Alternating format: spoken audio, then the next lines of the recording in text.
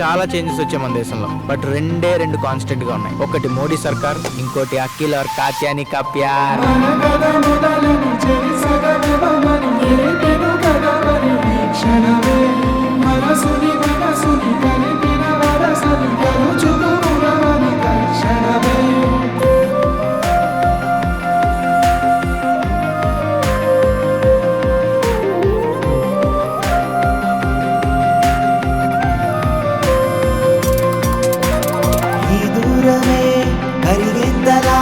నా కలలనే పంపించనా ఏకాంతమే ఎన్నాళ్ళట కొన్నాళ్ళలో దరిచేరనా.